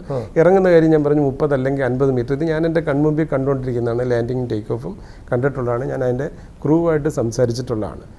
പിന്നെ ഇതിനകത്ത് മത്സ്യക്കുഞ്ഞുങ്ങൾ എന്നൊക്കെ പറഞ്ഞ് ആരൊക്കെയോ തെറ്റിദ്ധരിപ്പിച്ച് അത് മത്സ്യത്തൊഴിലാളികളെ കളിയാക്കാൻ വേണ്ടി പറഞ്ഞെന്നുള്ള ആണെന്ന് ഞാൻ മനസ്സിലാക്കി. മത്സ്യത്തൊഴിലാളികൾ ഇപ്പോൾ ഒരു സമരം പ്രഖ്യാപിച്ചിരിക്കുകയാണ്. സമരം പ്രഖ്യാപിച്ചേക്കുന്നത് ചിലപ്പോൾ അവരുടെ വലയിടുന്നിടത്താണ് കൊണ്ടുവന്ന് ഇറക്കുന്നതെന്നെങ്കിലോ. അപ്പോൾ അവരെ ഒന്ന് കോൺഫിഡൻസിലെടുത്താൽ മതി. അങ്ങനെയുള്ള സാഹചര്യം ഒഴിവാക്കാൻ പറ്റും. ഇപ്പം ഒഴിവാക്കാൻ കാരണം എന്ന് വെച്ചാൽ ഇപ്പോൾ ഏറ്റവും പ്രോഫിറ്റബിളായിട്ട് കാണുന്ന 2-3 റൂട്ട് ഞാൻ പറയാം. കാരണം എന്ന് വെച്ചാൽ ഞാനിത് പല ഓപ്പറേറ്റേഴ്സുമായിട്ട് സംസാരിച്ചു. ഉദാഹരണത്തിന് ടാജ് അവരാണെന്നുണ്ടെങ്കിൽ ദേ ആർ ഇൻട്രസ്റ്റഡ് ഇൻ കോവളത്ത് പാർവതി പുത്തനാറാണ്. അവിടെ ആരെങ്കിലും വല്ലപ്പോഴും ചൂണ്ടയിടുന്നതല്ലാതെ അവിടെ ഒരു പിന്നെ 1-2 വലകളും ഇടുന്നതല്ലാതെ വലുതായിട്ടൊരു മത്സ്യബന്ധനമുള്ള ഒരു മാലിന്യവാഹിനിയാണ്. അതെ അത് എൻ്റെ എൻ പോയിൻ്റാണ് ഞാൻ പറയുന്നത്. അതല്ലെന്നുണ്ടെങ്കിൽ ഇനിയിപ്പോൾ ആണെന്നുണ്ടെങ്കിൽ കുറച്ചുകൂടെ അങ്ങോട്ട് മാറിക്കാം. പക്ഷേ അതിൻ്റെ ആവശ്യം വരുന്നില്ല. തിരുവനന്തപുരം സിറ്റിയിലെ എയർപോർട്ട് അടുത്ത് കിടക്കുന്നുണ്ട്. 10-15 മിനിറ്റ് കൊണ്ടാണെന്നുണ്ടെങ്കിൽ എത്താം. രണ്ടാമതെന്ന് പറഞ്ഞാൽ Mattupetty is one of the best location. മൂന്നാമത്തെ എന്ന് പറഞ്ഞാൽ ബാണാസുര സാഗർ, ഇതും KSEBിയുടെ ഇത് തന്നെയാണ്. അപ്പോൾ ഈ 2-3 റൂട്ടാണ് വളരെ സാധ്യതയുള്ള റൂട്ട്. പക്ഷേ 7 എണ്ണം സെലക്ട് ചെയ്തിട്ടുണ്ട്. 9 എണ്ണം വരെ സെലക്ട് ചെയ്തിട്ടുണ്ട്. ഇപ്പോൾ ഉദാഹരണത്തിനാണെന്നുണ്ടെങ്കിൽ കോവളം നല്ലൊരു സ്ഥലമാണ്. കഠിനംകുളം നമ്മൾ എടുത്തിട്ടില്ല. കഠിനംകുളം കായലിൽ വേണമെന്നുണ്ടെങ്കിൽ ഇറക്കാം. പക്ഷേ ഇതുപോലുള്ള പ്രശ്നങ്ങളുള്ളതുകൊണ്ട് അത് കൊടുത്തിട്ടില്ല. അത് കഴിഞ്ഞിട്ടാണെന്നുണ്ടെങ്കിൽ പുന്നമട സാധ്യതയുണ്ട്. പക്ഷേ കോൺസെൻസസ് ഉണ്ടാകണം. കുമരകം സാധ്യതയുണ്ട്. ഒത്തിരി സ്റ്റാർ ഹോട്ടൽസും ഒക്കെ ഉള്ളതാണ്. അതുപോലെ തന്നെ ആണെന്നുണ്ടെങ്കിൽ ഇടുക്കി ഡാം, അതിനകത്ത് വൈൽഡ് ലൈഫ് സാങ്ച്വറി എന്ന് പറഞ്ഞു. മാട്ടുപ്പെട്ടിയാണെന്നുണ്ടെങ്കിൽ സെലക്ട് ചെയ്യാം. മലമ്പുഴ ഡാമുണ്ട്. ഇത് ബോൾഗാട്ടിയുണ്ട്. അവിടെ വലിയതായിട്ട് മത്സ്യബന്ധനമുള്ളതല്ല, എപ്പോഴും ബോട്ടും ഒക്കെ പോയിക്കൊണ്ടിരിക്കുന്നതാണ്. ഇതുപോലെ തന്നെ നോക്കിക്കഴിഞ്ഞാൽ കോഴിക്കോട്ട് ചാലിയാർ, ബേപ്പൂരിനടുത്ത് ചാലിയാർ പുഴയുണ്ട്. അതുപോലെ ചന്ദ്രഗിരി പുഴയുണ്ട്. അങ്ങനെ ഒത്തിരി സാധ്യതകളുള്ള മത്സ്യമേഖലയെ ബാധിക്കാത്ത രീതിയിൽ തന്നെ ഇത് ഡാമുമായിട്ട് ഓപ്പറേറ്റ് ചെയ്യാം. കേരള ഗവൺമെൻറ് ആണെന്നുണ്ടെങ്കിൽ 3 എയർ സ്ട്രിപ്പ് ഉണ്ടാക്കണം. ഞാൻ ഇതുവരെ നടത്തിക്കൊണ്ടിരുന്ന പഠനങ്ങളൊക്കെ ആണെന്നുണ്ടെങ്കിൽ ഒരു 100 കോടി രൂപയെങ്കിലും വേണ്ടി വരും ഈ എയർ സ്ട്രിപ്പിനെന്നുള്ള രീതിയിലാണ്. കാരണം വെച്ചാൽ ഒരു നല്ല എയർ സ്ട്രിപ്പ് അവർ പറയുന്നത് അതല്ല. ഇന്നിപ്പം വന്ന ഡി ഹാവിലൻഡ് കമ്പനി പറയുന്നതെന്ന് പറഞ്ഞാൽ ഞങ്ങളുടെ ഈ എയർക്രാഫ്റ്റ് തന്നെയാണ് അന്റാർട്ടിക്കയിൽ ലാൻഡ് ചെയ്യുന്നത്. വളരെ ഒരു ഗ്രാവൽ റോഡ് എവിടെയെങ്കിലും ഉണ്ടെങ്കിൽ ഇറങ്ങാം. മസായിമാര പോലുള്ള സ്ഥലങ്ങളിലാണ്, കെനിയയിൽ മസായിമാര പോലുള്ള സ്ഥലങ്ങളിൽ പുൽമേടുകളിലാണ് ഇത് ഇറങ്ങുന്നത്. കുണ്ടും കുഴിയും ഉണ്ടെങ്കിൽ പോലും വലിയ കുഴപ്പമില്ലാതെ അത്യാവശ്യം ഇറക്കാൻ പറ്റും. അപ്പോൾ അങ്ങനെ നമുക്ക് എയർ സ്ട്രിപ്സും ഉണ്ടാക്കാൻ പറ്റും. പക്ഷേ ഇതിൻ്റെ ഗവൺമെൻറ്റിൻ്റെ, സംസ്ഥാന ഗവൺമെൻറ്റിൻ്റെ ഒരു ഇൻവെസ്റ്റ്മെൻറ്റ് എത്രമാത്രം വേണ്ടി വരും? സംസ്ഥാന ഗവൺമെൻറ് ഇതിപ്പം ഓരോ പ്രാവശ്യം വരുന്ന ഈ ഇങ്ങനെയുള്ള പ്രതിഷേധം വരുമ്പോഴത്തേക്ക് ടൂറിസം ഇൻഡസ്ട്രിക്കാർ പറയുന്നത് ഞങ്ങൾക്ക് ഇത് കൊണ്ടുവരാൻ പറ്റത്തില്ല. നേരത്തെ തന്നെ കൊണ്ടുവന്ന എയർക്രാഫ്റ്റ് അത് സംസ്ഥാന ഗവൺമെൻറ് കുഴപ്പമില്ല. DGCAയിൽ അന്ന് വ്യക്തമായിട്ടുള്ളൊരു നിയമം വന്നിട്ടില്ലായിരുന്നു. അതുകൊണ്ട് തന്നെ 6-7 കൊല്ലത്തോളം ഇവിടെ കിടന്നു. അത് മാത്രമല്ല, അന്ന് ഉമ്മൻചാണ്ടി സർക്കാരിൻ്റെ കാലത്ത് ഇത് ആവിഷ്കരിക്കുന്നത് അറിഞ്ഞിട്ട് ഒരു കൈരളി എയർലൈൻ എന്നൊക്കെ പറഞ്ഞ് അവർ ഈ ഇതുപോലുള്ള വിമാനങ്ങൾ വാങ്ങിക്കുകയും 8 കോടി 10 കോടിയൊക്കെ വീതം നഷ്ടമായിട്ട് ഇപ്പോഴും വലിയ രീതിയിൽ നഷ്ടം സഹിച്ച് നിൽക്കുന്നുണ്ട്. അന്ന് ഇപ്പോൾ ഉദാഹരണത്തിന് തന്നെ DGCA പല കാര്യങ്ങളിലാണെന്നുണ്ടെങ്കിൽ, കാരണം വെച്ചാൽ ഏറ്റവും കൂടുതൽ പോപ്പുലസ് ആയിട്ടുള്ളൊരു രാജ്യമാണ് ഇന്ത്യ എന്ന് പറയുന്നത്. അപ്പോൾ അതുകൊണ്ട് അവർക്ക് പലയിടത്തും ഉള്ളതുപോലെ ലിബറലൈസ് ചെയ്ത് ചെയ്യാൻ പറ്റില്ല. എനിക്ക് പറയാൻ പറ്റും, ഇപ്പം തന്നെ 20 കൊല്ലത്തിൽ പഴക്കമുള്ളതിൽ കൂടുതലുള്ള സീപ്ലെയിൻ കൊണ്ടുവരാനായിട്ട് പറ്റത്തില്ല. നമ്മൾ 115ഓളം 130ഓളം എയർക്രാഫ്റ്റാണ് മാലിയിലുള്ളത്. അതിനകത്ത് 40 കൊല്ലം 50 കൊല്ലം വരെ പഴക്കമുള്ള എയർക്രാഫ്റ്റ് ഉണ്ട്. അപ്പോൾ ഇവിടെ അനുവദിക്കുന്നില്ല. ഇതിൻ്റെ എല്ലാ എഞ്ചിനാണെന്നുണ്ടെങ്കിൽ കറക്റ്റായിട്ട് ഓവറോൾ ചെയ്യുന്നതാണ്. അത് സീയിൽ പോയി ലാൻഡ് ചെയ്യുന്നതാണ്, കുറച്ചുകൂടെ റഫായിട്ടുള്ള. അപ്പോൾ ഈ കാര്യങ്ങളിലൊക്കെ ആണെന്നുണ്ടെങ്കിൽ വളരെയധികം സ്ട്രിക്റ്റ് ആയിട്ടുള്ള ഒരു രീതിയായിരുന്നു എടുത്തുകൊണ്ടിരിക്കുന്നത്. പക്ഷേ മാൽഡീവ്സിലെ ഈ ഇഷ്യൂ വന്നു കഴിഞ്ഞപ്പോൾ ഗവൺമെൻറ് ഓഫ് ഇന്ത്യക്ക് മനസ്സിലായി ഈ രീതി സ്ട്രിക്റ്റായിട്ട് പറഞ്ഞു കഴിഞ്ഞാൽ ഈ ഇൻഡസ്ട്രി ഇവിടെ വരത്തില്ല. അങ്ങനെ ഒരു സാഹചര്യത്തിൽ 8 വാട്ടർ ഡ്രോം ലക്ഷദ്വീപ് ബേസ് ചെയ്തിട്ട് തയ്യാറാക്കുകയാണ്. ആദ്യം സിയാലിൽ നിന്ന് ഓപ്പറേഷനും രണ്ടാമത് ബോൾഗാട്ടിയിൽ നിന്ന് ഓപ്പറേഷനും ഈ രീതിയിൽ ലക്ഷദ്വീപിലേക്ക്. അപ്പോൾ അതൊരു വലിയൊരു ബൂസ്റ്റ് ആയതുകൊണ്ട് 2 കാര്യങ്ങൾ സംഭവിച്ചു. ഉഡാൻ സ്കീമിലാണെന്നുണ്ടെങ്കിൽ ആദ്യം സ്മോൾ കമ്മ്യൂട്ടർ എയർക്രാഫ്റ്റിൻ്റെ സ്കീം വന്നു. രണ്ടാമതാണെന്നുണ്ടെങ്കിൽ സീപ്ലെയിൻ്റെ സ്കീമും വന്നു. അത് കഴിഞ്ഞിട്ട് മൂന്നാമതൊരു വലിയ ഡെവലപ്മെൻറ്റ് വന്നത്, പണ്ട് ഒരു വാട്ടർ ഡ്രോമിന് ഒത്തിരി നിബന്ധനകളുണ്ടായിരുന്നു. ഒരു 15 കോടി രൂപയെങ്കിലും മുടക്കിയാൽ ഒരു വാട്ടർ ഡ്രോം ഉണ്ടാവുകയുള്ളൂ. ബീക്കൺ ലൈറ്റ് വേണം, അതിന് ഉള്ള ഒത്തിരി ഫയർ ഫൈറ്റിങ് അതുപോലുള്ള ഒത്തിരി ഫെസിലിറ്റീസ് വേണം. അതെല്ലാം മാറ്റിയിട്ട് ഇപ്പം പറയുകയാണ് ഹെലികോപ്റ്ററിനാണെന്നുണ്ടെങ്കിൽ ഇതൊന്നും വേണ്ട, ഹെലികോപ്റ്ററിൻ്റെ പൈലറ്റ് അല്ലെങ്കിൽ ആ കമ്പനി ഉദ്ദേശിക്കുന്നിടത്ത് കൊണ്ടുവന്ന് ഇറക്കാം, പ്രശ്നമൊന്നുമില്ല. അതേപോലെ തന്നെ ഇതിനകത്ത് വന്നു. അവർക്ക് സേഫ് ആണെന്ന് അവർക്ക് ബോധ്യമാണെങ്കിൽ ഇറ്റ് ഈസ് ദെയർ, അവരുടെ ഉത്തരവാദിത്വമാണ് ഇറക്കാം. ഒരു ഡ്രോം എന്ന് പറയുമ്പോൾ ആ ഒരു ഏരിയ അതിനു വേണ്ടി റിസർവ് ചെയ്ത് മാറ്റേണ്ടി വരത്തില്ലേ? ഇല്ല. ഇത് ആ കൂടെ വരുന്നുണ്ടേ. നമ്മൾ കൊച്ചിയിൽ തന്നെ കണ്ടാണ്, ഇറങ്ങിക്കഴിഞ്ഞൊരു 10 മിനിറ്റിനുള്ളിൽ അത് ഡോക്ക് ചെയ്തു. പോകാൻ നേരത്താണ് കുറച്ചുകൂടെ നമുക്ക് വേണ്ടി വരുന്നത്. ഒരു 15 മിനിറ്റ് എടുക്കും അതൊന്ന് പോയിട്ട് തിരിച്ചു വന്നതെന്ന് റണ്ണിങ് വെച്ച്. ഇങ്ങനെ ഒരു ദിവസമാണെന്നുണ്ടെങ്കിൽ 1-2 ട്രിപ്പ് വരികയാണെന്നുണ്ടെങ്കിൽ ആ സമയത്തേക്ക് ഞങ്ങളിപ്പോൾ കൊച്ചി ചെയ്തെന്ന് പറഞ്ഞാൽ കോസ്റ്റൽ പോലീസിൻ്റെ സൈറൻ ആദ്യം അടിച്ചു, അഥവാ ഏതെങ്കിലും ബോട്ടുകൾ വരികയാണെന്നുണ്ടെങ്കിൽ മാറി നിൽക്കണം എന്നുള്ളത്. അപ്പോൾ ഇതൊന്നും ഇല്ലാത്ത, ഈ വലയില്ലാത്ത ചീന വലയില്ലാത്ത സ്ഥലങ്ങളിലൊക്കെ ആണെന്നുണ്ടെങ്കിൽ ഇഷ്ടംപോലെ സ്ഥലമുണ്ട്. മാൽഡീവ്സ് ഇത് വളരെ സക്സസ് ആയിട്ട് ഉപയോഗിക്കുന്നു. ഭയങ്കര സക്സസ്ഫുള്ളായിട്ട് മാത്രമല്ല, അത് സ്പോൺസർ ചെയ്യുന്ന മൊത്തം ടൂറിസം ഇൻഡസ്ട്രിയാണ്. $300 വരെയൊക്കെയാണ്. $300 എന്ന് പറയുന്നത് എത്ര, 30,000 രൂപയെ ഇതിനകത്ത് യാത്ര. കാരണം വെച്ചാൽ അവിടെ ഒരു നെസസിറ്റിയാണ്. അപ്പോൾ അതുകൊണ്ട് ഒരു ദ്വീപിൽ നിന്ന് അല്ലെങ്കിൽ പോകണമെങ്കിൽ 6 മണിക്കൂർ 4 മണിക്കൂറൊക്കെ വേണ്ടി വരുന്നിടത്ത് ഇവിടെ 20 മിനിറ്റ് 30 മിനിറ്റ് ഈ റഫ് സീ കൂടെ പോകും. ഇപ്പം കേരളത്തിലെ ഏറ്റവും വലിയ നെസസിറ്റി എന്ന് പറയുന്നത് വയനാടും മൂന്നാറുമാണ്. കാര്യം കൊച്ചിൻ ഇൻ്റർനാഷണൽ എയർപോർട്ടിൽ നിന്ന് ഒരു വണ്ടി അവിടെ ചെല്ലണമെങ്കിൽ 4 മണിക്കൂർ മിനിമം എടുക്കും. ഇപ്പോഴത്തെ ട്രാഫിക് സീസണിലൊക്കെ ആണെന്നുണ്ടെങ്കിൽ അത് വളരെ കൂടാനുള്ള സാധ്യത. ഇത് ഞങ്ങൾ മാട്ടുപ്പെട്ടിയിൽ നിന്ന് തിരിച്ച് സിയാലിലേക്ക് വന്ന് 16 മിനിറ്റാണ് എടുത്തത്. അത്രയും സാർ. അപ്പോൾ സിയാലിൽ നിന്ന് പോകണമെങ്കിൽ മേ ബി 15-20 മിനിറ്റെന്ന് വെച്ചു. എത്ര സീറ്റുള്ളതാണ്? ഇതിപ്പം വന്നത് 17 സീറ്റുള്ളതാണ്. നമ്മൾ ഇംപ്ലിമെൻറ്റ് ചെയ്യുകയാണെങ്കിൽ അത് ഏത് തരത്തിലുള്ളതായിരിക്കും? ഇപ്പം ഗവൺമെൻറ്റിൻ്റെ കൺസിഡറേഷനിലിരിക്കുന്ന ഒരു പ്രപ്പോസൽ അത് എന്ന് പറയുന്നത് 9 സീറ്റിൻ്റെ. ഞാനത് കൊടുത്തിട്ടാണ്, ഞാൻ ഓഫീസ് ഡെമിറ്റ് ചെയ്യുന്നതിന് മുമ്പ് ആ ഒരു പ്രപ്പോസൽ കൊടുത്തു. 54 കോടി രൂപ. 3 കമ്പനികളാണ് വന്നത്. സ്പൈസ് ജെറ്റ് വന്നു, അതുപോലെ തന്നെ സ്പൈസ് ജെറ്റിൽ നിന്ന് പോയിട്ടുള്ള കുറച്ച് ഉദ്യോഗസ്ഥർ ഫോം ചെയ്തിട്ടുള്ളൊരു കമ്പനി വന്നു. പിന്നെ വേറൊരു കമ്പനിയും വന്നു, ഒരു മെഹയർ എന്ന് പറഞ്ഞൊരു കമ്പനി. അവർ കൊടുത്ത മെഹയറിൻ്റെയാണ് ഏറ്റവും ലോവസ്റ്റ് ആയിട്ട് വന്നിട്ടുള്ള 3 എണ്ണം വന്നു. പക്ഷേ നമ്മൾ ടെൻഡർ വിളിച്ചിട്ടേ കൊടുക്കാൻ പറ്റത്തുള്ളൂ, അല്ലാതെ നമുക്ക് കൊടുക്കാൻ പറ്റത്തില്ല. അതിനകത്ത് തന്നെ തന്ന പ്രപ്പോസലിനകത്ത് ഇനിയും കുറയുമായിരിക്കും. കാരണം വെച്ചാൽ അവരൊരിക്കലും കറക്റ്റായിട്ടുള്ള എമൗണ്ട് പറയില്ലല്ലോ. അവർ പറഞ്ഞിരിക്കുന്നത് 54 കോടി രൂപ തന്നാൽ 365 ദിവസം വെച്ച് 2 കൊല്ലം, അതായത് എല്ലാ ദിവസവും ഓടിക്കാം. വലിയ മഴയൊക്കെ വരുവാണെങ്കിൽ ചിലപ്പോൾ ഓടിക്കാൻ പറ്റില്ല. 4 മണിക്കൂർ ഞങ്ങൾ ഈ 4 മണിക്കൂർ ഞാൻ പറഞ്ഞു വാങ്ങിക്കാൻ കാര്യം, ഇപ്പോഴത്തെ സ്ഥിതി എന്താ? തിരുവനന്തപുരത്ത് നിന്ന് ഞാൻ മിക്കവാറും രാവിലെ ഡൽഹിക്ക് പോയിട്ട് വൈകിട്ട് തിരിച്ചു വരും. കൊച്ചിയിൽ നിന്ന് രാവിലെ ഡൽഹിക്ക് പോയിട്ട് തിരിച്ചു വരാം, ബാംഗ്ലൂർ പോയിട്ട് വരാം, ബോംബെ പോയിട്ട് വരാം, എവിടെ വേണേലും പോയിട്ട് വരാം. പക്ഷേ തിരുവനന്തപുരത്ത് നിന്ന് കൊച്ചി പോയിട്ട് തിരിച്ചു വരാൻ പറ്റത്തില്ല. തിരുവനന്തപുരത്ത് നിന്ന് കാലിക്കറ്റിന് പോകാനേ പറ്റത്തില്ല. വന്ദേ ഭാരത് സീറ്റില്ല എന്നുണ്ടെങ്കിൽ അപ്പോൾ ഞങ്ങൾക്കൊക്കെ ആണെന്നുണ്ടെങ്കിൽ ഞാൻ റെയിൽവേയുടെ ചാർജ് ഉള്ളതുകൊണ്ട് എങ്ങനെയെങ്കിലുമൊക്കെ മാനേജ് ചെയ്ത് കിട്ടുമായിരിക്കും. പക്ഷേ ഒരു സാധാരണക്കാരന് പോകാനായിട്ട് ഒരു അത്യാവശ്യത്തിന് പോകാൻ കാലിക്കറ്റിൽ പോകാൻ പറ്റും. കണ്ണൂർ തന്നെ ഇന്ന് പോയാൽ നാളെ വരാൻ പറ്റത്തുള്ളൂ. അപ്പോൾ ഈ 4 എയർപോർട്ട് തമ്മിലൊരു കണക്ടിവിറ്റി എന്നുള്ള നിലയിലാണ് ഞങ്ങളത് പ്ലാൻ ചെയ്തത്. അതിനോടൊപ്പം തന്നെ ഈ പറഞ്ഞതുപോലെ എയർപോർട്ടുകളുടെ കണക്ടിവിറ്റി എന്ന് പറയുമ്പോൾ എയർപോർട്ടിൽ നിന്ന് ടേക്ക് ഓഫ് ചെയ്തിട്ട് ജലാശയത്തിൽ ലാൻഡ് ചെയ്യാന്നുള്ളത് ഒരു ജലാശയം മസ്റ്റാണ്. 2 എയർപോർട്ട് തമ്മിൽ, ഉദാഹരണത്തിന് തിരുവനന്തപുരത്ത് നിന്ന് വിട്ടിട്ട് ബോൾഗാട്ടിയിൽ ഇറങ്ങിയതിന് ശേഷം ബോൾഗാട്ടിയിൽ നിന്ന് സിയാലിലേക്ക് പോകാം. സിയാലിൽ നിന്ന് ഒരാൾ ഹയാത്തിൽ വരുന്നതെന്ന് വെച്ചു, അങ്ങനെ വളരെ മില്യനേഴ്സ് ആയിട്ടുള്ള ആൾക്കാരൊക്കെ വരുന്നൊരു സ്ഥലമാണ് ഗ്രാൻഡ് ഹയാത്ത്. അവിടെ 1.5 മണിക്കൂർ എടുക്കും പീക്ക് ടൈമിൽ വരികയാണെങ്കിൽ. അല്ലാത്ത സമയത്ത് വന്നാൽ പോലും 1 മണിക്കൂറിനടുത്ത് ചാർട്ടർ ചെയ്ത് എടുക്കാൻ പറ്റും. ഇത് ചാർട്ടർ ചെയ്യാണ് കേരള ഗവൺമെൻറ് പറ്റില്ല. ഇൻഡിവിജ്വൽസിന് പ്രയാസമാണ്, ഒരു ഹോട്ടലുകാർക്ക് മാത്രമായിട്ട്. അപ്പോൾ അതുകൊണ്ട് കുറച്ച് നാൾ ഓടിച്ചു കഴിഞ്ഞാൽ ഇത് ബില്യനേഴ്സിനും മില്യനേഴ്സിനും വേണ്ടിയുള്ളതാണോ? സാധാരണക്കാർക്ക് പ്രാപ്യമാണോ ഇതിൻ്റെ നിരക്ക്? സാധാരണക്കാർക്ക് പ്രാപ്യമായിട്ടുള്ള നിരക്കിലേക്ക് വരും. എങ്ങനെയാണെന്ന് വെച്ച് കഴിഞ്ഞാൽ അതിനൊരു എൻവയോൺമെൻറ്റ് ഉണ്ടാകണം. ഇപ്പം ഇത് മാൽഡീവ്സിലെ പോലെ അല്ല. അതായത് ഇപ്പോൾ ഇതിൻ്റെ കോസ്റ്റ് എന്താണ്? ഇതിനകത്ത് വന്ന 2 പൈലറ്റ്സിനെ കാണണം. അവർ രണ്ടും കനേഡിയൻ നാഷണൽസാണ്. അപ്പം നമ്മുടെ ചെറുപ്പക്കാർ ഇവിടെ വന്നു കഴിഞ്ഞ് ഇതിനകത്ത് ഇഷ്ടംപോലെ പൈലറ്റ്സ് ആകുന്നുണ്ടെ ഇപ്പോൾ അവർക്കൊരു 3-4 ലക്ഷം രൂപ കൊടുക്കുകയാണെങ്കിൽ അതാണെന്നുണ്ടെങ്കിൽ 1 ലക്ഷം രൂപയായിട്ട് വരും. കാര്യം എന്ന് വെച്ചാൽ ഞാൻ അഹമ്മദാബാദിലും മറ്റുമൊക്കെ ആണെന്നുണ്ടെങ്കിൽ ചെറിയ എയർക്രാഫ്റ്റ് 4 സീറ്റ് ഓടിക്കുന്ന ചെറുപ്പക്കാർ എന്ന് വെച്ചാൽ 21 വയസ്സുള്ള പിള്ളേരെ കണ്ടിട്ടുണ്ട്. 21-22 വയസ്സുള്ള അവരെന്ന് പറഞ്ഞു കഴിഞ്ഞാൽ അവർക്ക് 200 മണിക്കൂർ കൊമേഴ്സ്യൽ പൈലറ്റ് ലൈസൻസ് കഴിഞ്ഞിട്ട് 2000 മണിക്കൂർ വരെ ഏതെങ്കിലും എയർക്രാഫ്റ്റ് പോയാലേ അവർക്ക് ടൈപ്പ് റേറ്റിംഗ് എന്ന് പറയും, ടൈപ്പ് റേറ്റിങ്ങിൽ കിട്ടത്തുള്ളൂ. ആ 2000 മണിക്കൂർ വരെ ഏതെങ്കിലുമൊക്കെ എയർക്രാഫ്റ്റ് ഓടിച്ചേ വരത്തുള്ളൂ. അപ്പോൾ അതുകൊണ്ട് ആ ചെറുപ്പക്കാരെ വെച്ചിട്ടാണെന്നുണ്ടെങ്കിൽ നമുക്ക് ഓടിക്കാനായിട്ട് പറ്റും. അപ്പോൾ അതിനകത്ത് അത് തന്നെ കുറഞ്ഞു. ഇതിനാവശ്യമായിട്ടുള്ള റിപ്പയർ ഫെസിലിറ്റി കണ്ണൂർ ഓഫർ ചെയ്തിട്ടുണ്ട് നമ്മൾ. അപ്പോൾ കണ്ണൂർ വരികയാണെന്നുണ്ടെങ്കിൽ അത് കുറഞ്ഞു. അല്ലെങ്കിൽ ഇതിനും ബോംബെ കൊണ്ടുപോകണം, എൻജിൻ കൊണ്ടുപോകണം, ചിലപ്പം വിദേശത്ത് കൊണ്ടുപോകണം. അപ്പോൾ ഇതൊരു 3 വർഷത്തിനുള്ളിൽ ഭയങ്കര അഫോർഡബിൾ ആയിട്ട്. ഇപ്പോൾ നമ്മളിപ്പോൾ പരീക്ഷണ പറക്കൽ നടക്കി, ഇത് എന്നത്തേക്ക് യാഥാർത്ഥ്യമാകുമെന്ന് പ്രതീക്ഷിക്കുക? കാര്യങ്ങൾ ശരിയായി പോയാൽ ഗവൺമെൻറ് ഓഫ് കേരളയുടെ ഇരിക്കുന്ന പ്രപ്പോസൽ തരികയാണെന്നുണ്ടെങ്കിൽ ഇമ്മീഡിയറ്റ് ആയിട്ട് നമുക്കൊരു 120 ദിവസം കൊണ്ട് വരാമെന്നുള്ളതാണ്. 120 ദിവസം കൊണ്ട് ഈ എയർക്രാഫ്റ്റ് കൊണ്ടുവരാമെന്നുള്ളതാണ് പ്രപ്പോസൽ. അതിനുള്ള ശ്രമമുണ്ടോ? അപ്പോഴാണ് ഈ RCS ഉഡാനിലേക്ക് ഇപ്പം ടെൻഡർ വിളിക്കുന്നത്. അപ്പം ടെൻഡർ വിളിക്കാനായിട്ട് നമ്മൾ കൊടുത്തിട്ടുണ്ട്. അത് പെട്ടെന്ന് വിളിക്കുകയാണെങ്കിൽ RCS ഉഡാനാണ് കേരളത്തിന് ലാഭം.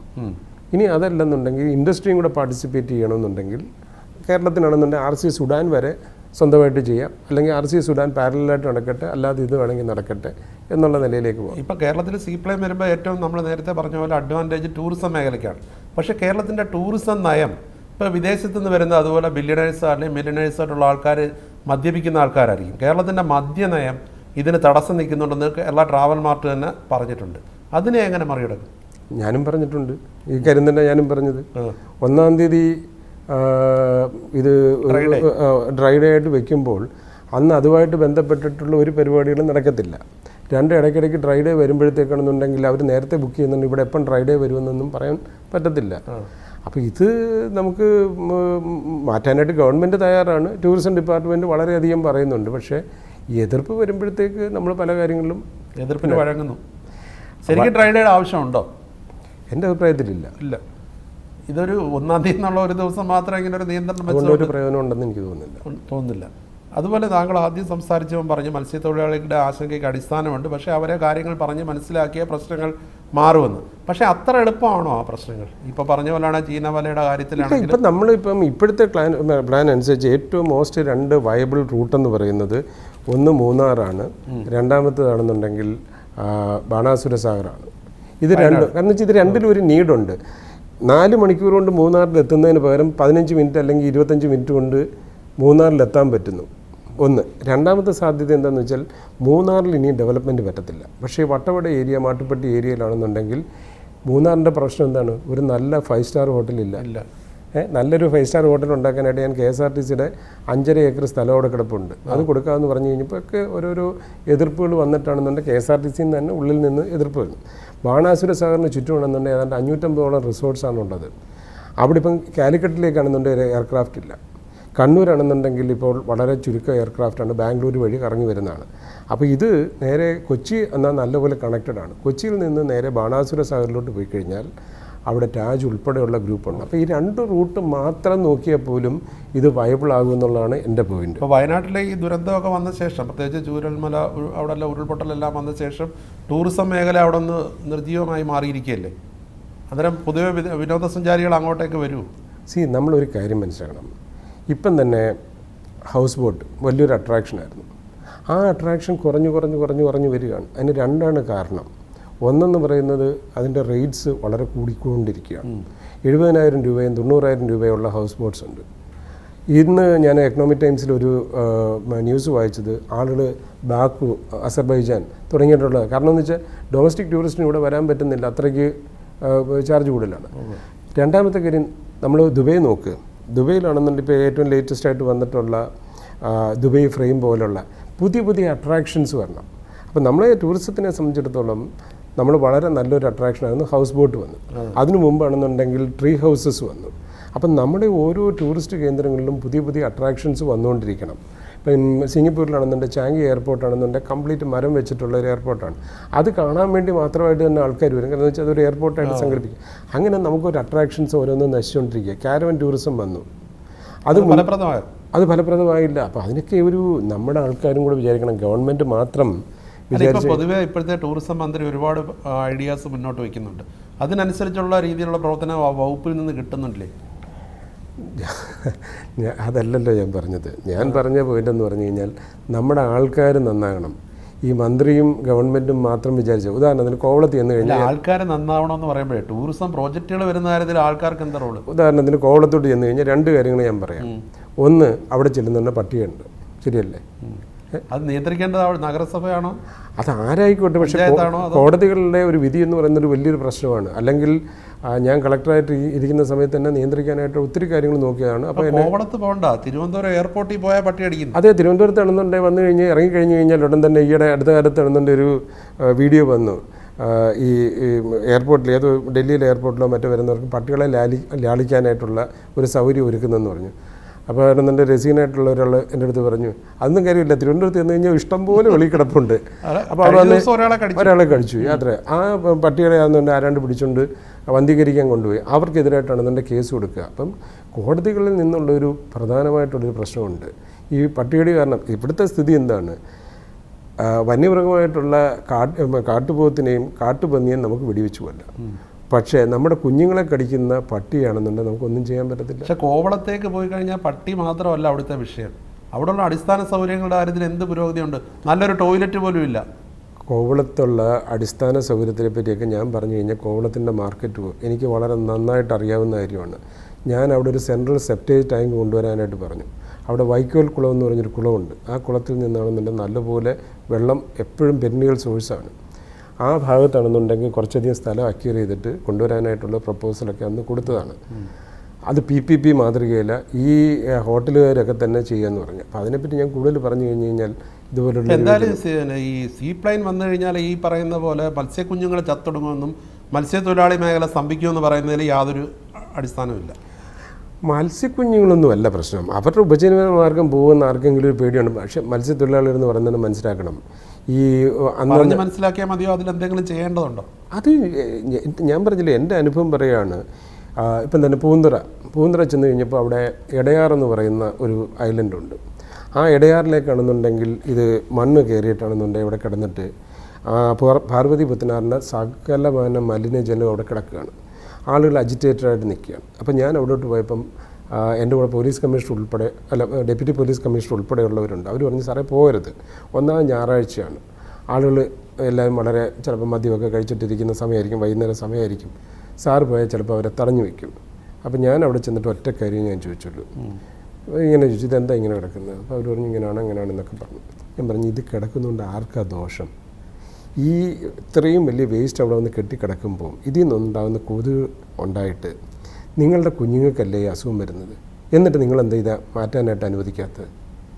അപ്പോൾ അവർ കുറച്ച് അങ്ങനെയൊന്നുമില്ല അങ്ങനെയെന്നൊക്കെ കുറച്ച് പറഞ്ഞെങ്കിലും കുറച്ച് കഴിഞ്ഞപ്പോഴത്തേക്ക് ഞാൻ പറഞ്ഞു, ഇനി വന്നേ, നിങ്ങളൊന്ന് പറഞ്ഞ് മനസ്സിലാക്കുക. അപ്പോൾ എന്തായാലും ഞാൻ വന്നെന്ന് അറിഞ്ഞുകൊണ്ട് അവിടുത്തെ അച്ഛനും കൂടെ വന്ന് അച്ഛൻ ഒന്ന് പറഞ്ഞ് മനസ്സിലാക്കുക, ഇവരുടെ കുഞ്ഞുങ്ങളെയല്ലേ കൊടുത്തു കഴിച്ചിട്ട് ഈ അസുഖം വരുന്നത്.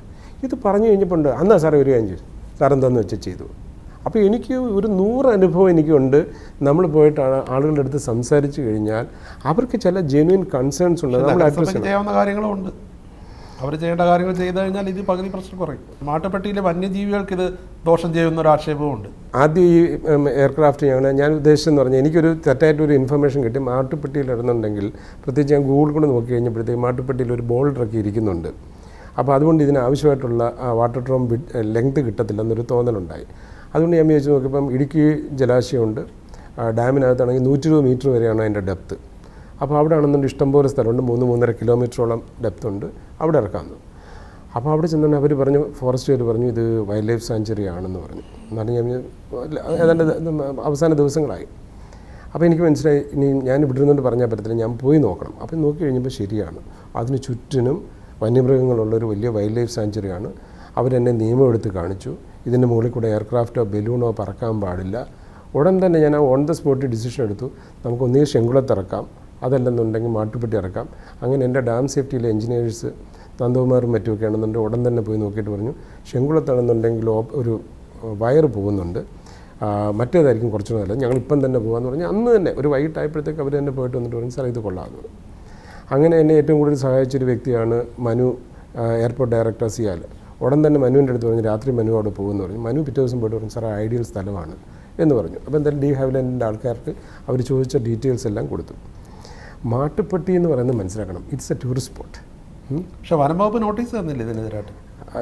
എൻ്റെ കയ്യിൽ കിട്ടിയിട്ടില്ല, അത് പറഞ്ഞെന്നെ ഞാനത് പറഞ്ഞില്ല. കാരണം എന്ന് വെച്ച് കഴിഞ്ഞാൽ it is A tourist spot. 1996 തൊട്ടാണെന്നുണ്ട് DTPCയും 2000 തൊട്ട് കേരള ഹൈഡൽ ടൂറിസവും അവിടെ 13 ബോട്ട് ഓടിക്കുന്നുണ്ട്. നിങ്ങൾ അതിൻ്റെ സൈഡിൽ പോയി നോക്കണം. സൈഡിൽ പോയി നോക്കുന്നുണ്ടെങ്കിൽ അവിടെ മെറിഗോ റൗണ്ട്, മറ്റേ സിപ്പ് ലൈൻ തുടങ്ങിയിട്ടുള്ള ഒത്തിരി ടൂറിസം ആക്ടിവിറ്റീസ് ഉണ്ട്.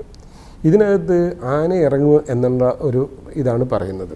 ഒരു കാര്യം മനസ്സിലാക്കണം, ഞാനൊരു വൈൽഡ് ലൈഫ് ഫോട്ടോഗ്രാഫറാണ്. കഴിഞ്ഞ 7 കൊല്ലമായിട്ട് വർഷം ഒരു 5 തവണയെങ്കിലും ഞാൻ കാട്ടിൽ പോകാറുണ്ട്.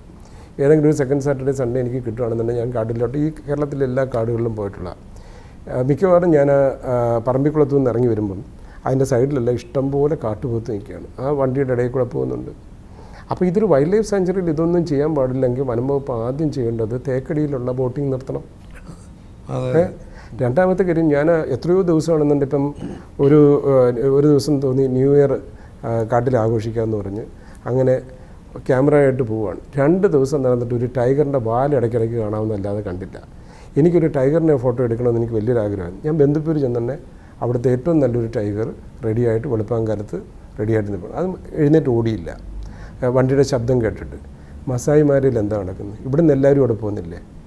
അപ്പോൾ ഇവിടെ നമുക്ക് വനം വകുപ്പ് അവരുടെ കയ്യിലുള്ള നിയമങ്ങൾ വെച്ച് ഇത്തരം കാര്യങ്ങൾക്ക് തുറങ്കം അല്ല, അവരെ കുറ്റം പറയത്തില്ല ഞാൻ ഒരിക്കലും. എന്താണെന്ന് വെച്ച് കഴിഞ്ഞാൽ എന്തെങ്കിലും ഉണ്ടെങ്കിൽ ഉടൻ തന്നെ ഇതുമായിട്ട് നടക്കുന്ന കുറച്ച് പേരുണ്ട്, അവരുടൻ തന്നെ എന്ത് വാദികളായാലും അവരുടൻ തന്നെ കോടതിയിൽ പോവുക, ഉടൻ തന്നെ ആണെന്നുണ്ടെങ്കിൽ NGTയിലാണെന്നുണ്ടെങ്കിൽ കേസ് ഫയൽ ചെയ്യുക. നമ്മൾ മനസ്സിലാക്കണം, രത്തംപൂർ ഇത്രയധികം കടുവകളെ അടുത്ത് കാണാൻ പറ്റുന്ന ഒരു സ്ഥലമുണ്ട്. അങ്ങനെ ഇന്ത്യയിൽ ഏതെടുത്ത് നോക്കിയാലും നമ്മുടെ കേരളത്തിൻ്റെ അത്രയുള്ള റെസ്ട്രിക്ഷൻസ് ഇല്ല. പിന്നെ മേ ബി കേരളത്തിനകത്താണെന്നുണ്ടെങ്കിൽ റെസ്ട്രിക്ഷൻസ് വെക്കുന്നതുകൊണ്ടായിരിക്കും കുറച്ചുകൂടെ നല്ല ഹാബിറ്റേറ്റും ഒക്കെ ആയിട്ട് അതിന് പോകുന്നത്, അതിനെയൊക്കെ പ്രൊട്ടക്റ്റ് ചെയ്യണമെന്നുള്ള. പക്ഷെ മാട്ടുപ്പെട്ടിയുടെ കാര്യത്തിൽ അവരെടുത്ത തീരുമാനം ശരിയല്ലെന്നുള്ളതാണ്. അതൊരു ടൂറിസ്റ്റ് സ്പോട്ടാണ്, അതിൻ്റെ സൈഡിൽ കൂടി ഇഷ്ടംപോലെ വണ്ടി പോകുന്നു, എത്രയോ ആൾക്കാർ അതിന് ചുറ്റിരിക്കുന്നു. അതിനിടയിൽ ആന വരുന്നുണ്ട്. ഞാൻ ഈ അടുത്ത കാലത്ത് ഈ ഒരു 3 മാസം മുമ്പ് എടുത്തതെന്ന് പറഞ്ഞാൽ അതിരപ്പള്ളി പോയിട്ടാണ് ആന എടുത്തത്. ആനയെല്ലാം സൈഡിലാണെന്നുണ്ടെങ്കിൽ അവിടെ റോഡിൻ്റെ സൈഡിൽ തന്നെ നമ്മുടെ ഓയിൽ പാമ്പൊക്കെ തിന്നിട്ട് അവിടെ നിൽപ്പുണ്ട്. ആനയ്ക്കൊരു പേടിയില്ല. എനിക്ക് നല്ല ഫോട്ടോയും കിട്ടി. അത് കഴിഞ്ഞപ്പോഴത്തേക്കാണെന്നുണ്ടെങ്കിൽ കുറച്ച് കഴിഞ്ഞ് പറഞ്ഞൊരു ഗണേശൻ എന്ന് പറഞ്ഞൊരു ആനയുണ്ട്, അതിപ്പോൾ ഈ പോലീസ് സ്റ്റേഷൻ്റെ അതുവഴി പോകും, സാർ ഇവിടെ നിന്നാൽ മതി, ഇപ്പോൾ വരും. മനസ്സിലായി? അപ്പോൾ ഇതിങ്ങനെയുള്ള ഒരു സ്ഥലത്ത് ഇവരെ ഈ ആളുകൾക്ക് ഇത് കാണാനുള്ളൊരു കൗതുകമുണ്ട്. ആ കൗതുകം നമ്മൾ കാണുന്നുണ്ടെങ്കിൽ അവരെ ഉപദ്രവിക്കരുതെന്നുള്ള ഒരു കാര്യം മാത്രമാണ് ചെയ്യേണ്ടത്. അപ്പോൾ അങ്ങനെയുള്ളപ്പം Mattupetty is an ideal spot. And look at എന്താണ് നമ്മുടെ ഫിനാൻഷ്യലായിട്ട്. ഇപ്പം ഞാൻ പറഞ്ഞല്ലോ, ഇവിടെ ഹൗസ് ബോട്ട് വരുന്ന സമയത്ത് എതിർപ്പുണ്ടായിരുന്നു. ഇപ്പോൾ 1-1.5 ലക്ഷം പേരാണ് അതുമായിട്ട് ബന്ധപ്പെട്ട് നിൽക്കുന്നത്. ഇപ്പം മത്സ്യത്തൊഴിലാളികളുടെ കാര്യം പറഞ്ഞു. ഉദാഹരണത്തിന് കുറച്ചധികം ടൂറിസ്റ്റുകൾ വരികയാണ്, അവർക്ക് ആ മത്സ്യമാണെന്നുണ്ടെങ്കിൽ അവർക്ക് കറി വെച്ച് കൊടുക്കാം. ഞാൻ പലപ്പോഴും ട്രോളിംഗ് നിരോധനമൊക്കെ ഉള്ളപ്പോൾ രാത്രിയിൽ 12 മണിക്ക് ഞാനും കമ്മീഷണർ വെങ്കടേഷും അല്ലെങ്കിൽ പിന്നെ സ്പർജനും ഒക്കെ ആയിട്ടിരുന്ന സമയത്ത് ഞങ്ങൾ രാത്രി പോകും. അവിടെ പോയി നിൽക്കുന്നതെന്ന് പറഞ്ഞാൽ നല്ല ഒന്നാന്തരം മീൻ നല്ല വറുത്തതൊക്കെ കിട്ടും. അപ്പോൾ അതുപോലെ എത്രയോ കാര്യങ്ങൾ അവർക്കാണെന്നുണ്ടെങ്കിൽ ഹോട്ടലും മറ്റും ചെയ്യാം. കുട്ടനാട്ടിൽ വരുന്ന ആൾക്കാരെയാണെന്നുണ്ടെങ്കിൽ ഈ കുട്ടനാട്ടിലെ ചെറു ബോട്ടുകളിലാണെന്നുണ്ടെങ്കിൽ കൊണ്ടുപോയി കാണിക്കാനായിട്ട് പോകും. അപ്പം നമുക്ക് ഈ ഒരുപക്ഷെ മത്സ്യ തൊഴിലാളികൾക്ക് ഇപ്പം കിട്ടുന്നതിനേക്കാളും എത്രയോ ഇരട്ടി വരുമാനമായിരിക്കും ടൂറിസത്തിൽ നിന്ന് പല രീതിയിൽ നമ്മൾ അങ്ങനെയുള്ള പല പ്രത്യേകതകളും ഉള്ളതാണ് ഈ സീപ്ലെയിനിൻ്റെ വരവ്. പക്ഷേ നിർഭാഗ്യവശാൽ താങ്കളുടെ ഏവിയേഷൻ സെക്രട്ടറി സ്ഥാനത്ത് നിന്ന് മാറി എന്നാണ് അറിയാൻ കഴിയുന്നത്. അത് 2-3 ആഴ്ചയ്ക്ക് മുമ്പ് തന്നെ ഞാൻ മാറി. പക്ഷേ ഞാൻ അവിടെ തന്നെ ഞാൻ പോയി ചീഫ് സെക്രട്ടറി അടുത്ത് പറഞ്ഞു, മാഡം അതുപോലെ തന്നെ ACS അദ്ദേഹത്തിൻ്റെ അടുത്തും പറഞ്ഞു, ഞാനിങ്ങനെ ഒരു കമ്മിറ്റ്മെൻറ്റ് കൊടുത്തു. അതിനേക്കാളുപരി Indian navy, hydrographic, Cochin airport, water metro തുടങ്ങിയ ഒരു 15ഓളം ഏജൻസികളാണ്, പോലീസ്, ഫയർഫോഴ്സ്, കോസ്റ്റൽ പോലീസ്, ഇവരെല്ലാവരെയും ഒരു ടീമായിട്ട് നിന്നിട്ട് ഈ പ്ലെയിൻ വരുന്ന സമയത്ത് ഞാൻ മാറിക്കഴിഞ്ഞാൽ ബുദ്ധിമുട്ടാണെന്ന് പറഞ്ഞു. അപ്പം പറഞ്ഞു you continue when ever you feel like that. ഇപ്പോഴും ഞാൻ ACSൻ്റെ അടുത്ത് പറഞ്ഞാൽ അദ്ദേഹം പറഞ്ഞു ഇപ്പോൾ അദ്ദേഹം പുറത്ത് പോയിരിക്കുകയാണ്, തിരിച്ചു വന്നിട്ട് പറയാം. ഞാൻ പറഞ്ഞു വേണ്ട, നമ്മളത് കഴിഞ്ഞതിന് ശേഷം ഫയൽ നോക്കുന്നത് ശരിയല്ല. ഇത് 11-ാം തീയതി കഴിഞ്ഞു, ഞാൻ 12-ാം തീയതി 13-ാം തീയതി വിട്ടു. KSRTC താങ്കൾ ഒരുപാട് പരിഷ്കാരങ്ങൾ കൊണ്ടുവരാൻ നോക്കിയ CMD ആയിരുന്നു. അവിടെ പക്ഷേ യൂണിയനുകളുടെ ശക്തമായ എതിർപ്പ് നേരിടേണ്ടി വന്നു. അതിനേക്കാട്ടിൽ യൂണിയനുകൾ ശക്തമായ ഒരു ഇടത്തിലാണ് ഇപ്പോൾ വൈദ്യുതി ബോർഡ് ചെയർമാനായിട്ടിരിക്കുന്നത്. എങ്ങനെയുണ്ട്? നിങ്ങൾ KSRTCയിൽ അവർ പുറത്ത് പറയുന്നത് നോക്കിയിട്ട് കാര്യമില്ല. അവർ രാവിലെ എനിക്കെതിരായിട്ട് ഗോ വിളിച്ചതിന് ശേഷം അവർ വന്ന് ഞങ്ങൾ പല കാര്യങ്ങളും ചർച്ച ചെയ്ത്, അതുകൊണ്ടാണ് എനിക്ക് അവിടെ അത് ചെയ്യാൻ പറ്റിയിട്ടുള്ളത്. അവർ ശക്തമായിട്ട് അതിനെ എതിർക്കാൻ പറ്റുമായിരുന്നുണ്ട്. അങ്ങനെ ചെയ്തിരുന്നെങ്കിൽ ഒരിക്കലും എന്തെങ്കിലും ഒരു പെർഫോമൻസ് അവിടെ ചെയ്യാൻ പറ്റുമെന്ന് എനിക്ക് തോന്നിയിട്ടില്ല. KSRTC രക്ഷപ്പെടും. KSRTC രക്ഷപ്പെടത്തില്ലെന്ന് ഞാൻ നേരത്തെ തന്നെ പറഞ്ഞിട്ടുള്ളത്. 2030 ശേഷം അൺലെസ് ഗവൺമെൻറ് സപ്പോർട്ട് ചെയ്ത്, ഇപ്പം കൊച്ചി മെട്രോയുടെ ഓപ്പറേഷണൽ ലോസസ് മൊത്തം ഗവൺമെൻറ് വഹിക്കുന്നത് പോലെ, വാട്ടർ ട്രാൻസ്പോർട്ടിൻ്റെ വഹിക്കുന്നത് പോലെ ഇത് വഹിക്കാത്തിടത്തോളം കാലം ഇതിനകത്ത് രക്ഷപ്പെടാനുള്ള സാധ്യത വളരെ കുറവാണ്. പെൻഷന് പുറമെ ഇനി ശമ്പളവും എല്ലാം മുടങ്ങിക്കൊണ്ടിരിക്കും. അത് ഞാനിരുന്ന സമയത്ത് മുടങ്ങിയിട്ടുണ്ട്. ഞാനത് പിന്നെ അവസാനം പലരും വന്നിട്ട് പറഞ്ഞ് ഇങ്ങനെ അനിശ്ചിതമായിട്ട് പോയി കഴിഞ്ഞാൽ കുട്ടികളുടെ ഫീസൊക്കെ ആദ്യം കൊടുക്കണം, വീട്ടിലെ പത്രം പാൽക്കാരനൊക്കെ കൊടുക്കണമെന്ന് പറയുന്നത്. അതിനകത്ത് മനസ്സിലാക്കേണ്ട ഒരു കാര്യം, ശമ്പള പരിഷ്കരണം നടത്തിയവിടെ ഈ സാമ്പത്തിക പ്രശ്നം ഒരാൾക്ക് പോലും പ്രൊമോഷൻ കൊടുക്കാതല്ല ഞാൻ അവിടെ നിന്ന് ഇറങ്ങിയിട്ടുള്ളത്. ഞാൻ അവിടെ വരുമ്പോൾ 25,000 രൂപയാണ് ഒരാൾക്ക് കിട്ടുന്ന മെഡിക്കൽ റീംബേഴ്സ്മെൻറ്റ്. അങ്ങനെയാണ് എൻ്റെ സാമ്പത്തികം. ഒരു 3-3.5 ലക്ഷം രൂപ വരെയൊക്കെയാണെന്നുണ്ടെങ്കിൽ ഞാൻ സാങ്ഷൻ ചെയ്ത് കൊടുക്കുമായിരുന്നു. അങ്ങനെ ഒത്തിരി കാര്യങ്ങളിൽ അവർ ഓരോരുത്തരും അന്നേരം പറയും. പക്ഷേ അവർക്ക് ഈ യൂണിയൻസിനാണെന്നുണ്ടെങ്കിൽ ശമ്പളം ഇതുവരെ ഇല്ലാത്ത 2ആയിട്ട് മാറുന്നു, സമയത്തിന് കിട്ടുന്നില്ല, പുതിയ ഫ്ലീറ്റ് വരുന്നില്ല, അങ്ങനെയൊക്കെ കുറച്ച്. ഇവിടെ KCBയിലും യൂണിയൻ ശക്തമാണല്ലോ. ഇതിനു മുമ്പ് ഇരുന്നൊരു ചെയർമാൻ ഇറങ്ങിപ്പോരേണ്ടി വന്നു. യൂണിയനുകളുടെ ഭയങ്കരമായ അങ്ങനെയൊന്നുമില്ല. നമുക്കൊരു എന്തിനാണ് നമ്മൾ കോൺഫ്രണ്ടേഷനിലേക്ക് പോകുന്നതെന്നുള്ളതാണ്. അതുകൊണ്ട് ഒരു അനുഭവങ്ങളുടെ അടിസ്ഥാനത്തിൽ വിദഗ്ധം പാലിക്കുകയാണ്. കാരണം എന്ന് വെച്ചാൽ ഞാൻ സർവേ ഡിപ്പാർട്ട്മെൻറ്റിലിരുന്നു 2007 തൊട്ട് 2010 വരെ. വളരെ കറപ്റ്റായിട്ടുള്ള ഡിപ്പാർട്ട്മെൻറ്റ്, ഏത് വേദിയിലും ഞാൻ പറയാവുന്ന കാര്യമാണ്.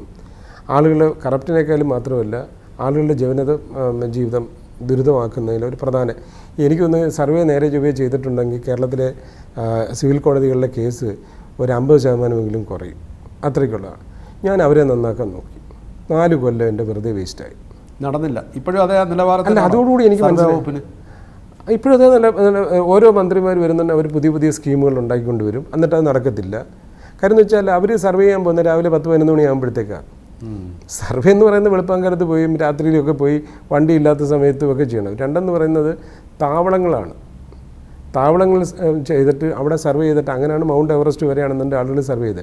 ഈ തിരുവനന്തപുരത്ത് നിന്ന് രാവിലെ കൊല്ലത്തിന് പോയിരുന്ന് സർവേ ചെയ്യാമെന്ന് പറഞ്ഞു കഴിഞ്ഞാൽ ഇതൊന്നും തീരാൻ പോകുന്നില്ല. പിന്നെ ടെക്നോളജി ഉപയോഗിക്കുന്നതും വളരെ കുറവാണ്. അതിനെപ്പറ്റി വേറെ വൈദ്യുതി ബോർഡിൽ ഇപ്പോൾ സോളാർ പദ്ധതി കേരളത്തിൽ ഒരുപാട് സാധ്യതകളുള്ളതാണ്. പക്ഷേ അതിനനുസരിച്ച് ബോർഡിൻ്റെ ഭാഗത്തുനിന്ന് വലിയ പിന്തുണ കിട്ടുന്നില്ല എന്നൊരു ആക്ഷേപമുണ്ട്. ബോർഡിന് പ്രത്യേകിച്ച് യൂണിയനുകൾക്ക് നിലവിലുള്ള കരാറുകൾ നിലനിർത്താനും അത് പുതുക്കാനും ഒക്കെയാണ് താല്പര്യം. താങ്കൾ വന്നിട്ട് എന്താണ് നിലപാട്? അങ്ങനെയല്ല, അത് പൂർണ്ണമായിട്ടും ശരിയല്ല. കാരണം എന്ന് വെച്ചാൽ ഇതെന്ന് പറയുന്നത് എല്ലാവരുടെയും ഒരു പെർസെപ്ഷൻ എന്ന് പറയുന്നത് മോണോപ്പൊളിയാണ്. അപ്പോൾ വൈദ്യുതി ബോർഡിന് ആവശ്യമായിട്ടുള്ള ഒരു പൈസ ജനങ്ങൾ കൊടുക്കുന്നത് കൊണ്ട് ആവശ്യത്തിന് പൈസ ഉണ്ട്. അതല്ല സ്ഥിതി. ആവശ്യത്തിന് പൈസ ഉണ്ടെന്നുള്ളൊരു നിരക്ക് കൂട്ടാൻ പോകുന്നത്. അത് അങ്ങനെയാണ് ആളുകൾ ചിന്തിക്കുന്നത്. മനസ്സിലായില്ല. പക്ഷെ അതല്ല സ്ഥിതി. 11,000 കോടി രൂപയുടെ കടത്തിലാണ് നിൽക്കുന്നത്. ഇതൊരു മറ്റൊരു KSRTC ആയിക്കൊണ്ടിരിക്കുകയാണ്. കഴിഞ്ഞ 10 കൊല്ലത്തിനുള്ളിൽ 101 മെഗാവാട്ട് മാത്രമാണ് നമ്മൾ പുതുതായിട്ട് ഹൈഡൽ പ്രോജക്റ്റ് തുടങ്ങിയിട്ടുള്ളത്.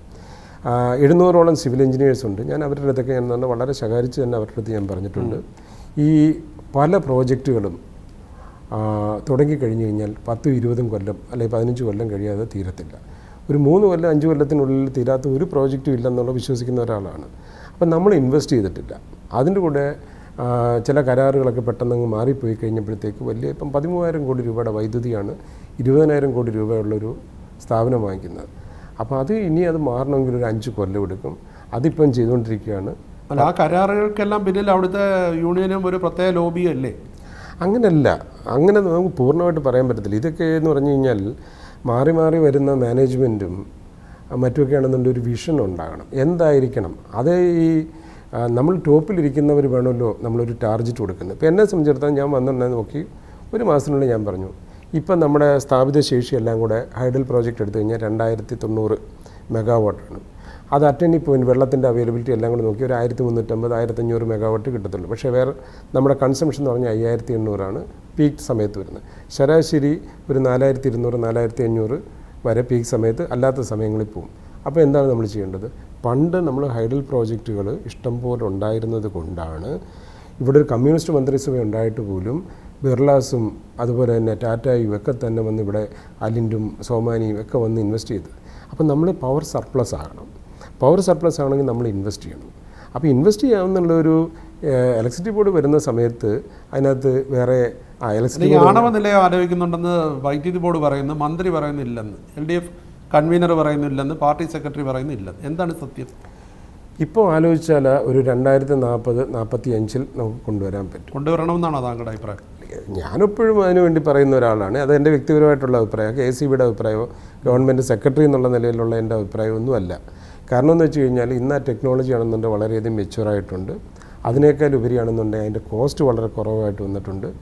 ഇനി നമ്മുടെ ഇത്രയും വർദ്ധിച്ചു വരുന്നതിനകത്ത് നമുക്ക് ഹൈഡൽ പ്രോജക്റ്റിൽ നിന്നൊക്കെ ആണെന്നുണ്ടെങ്കിൽ ഇപ്പോൾ ഉദാഹരണത്തിന് അതിരപ്പള്ളി ഏറ്റവും പെട്ടെന്ന് കമ്മീഷൻ ചെയ്യാവുന്ന ഏറ്റവും നല്ല പ്രോജക്റ്റാണ്.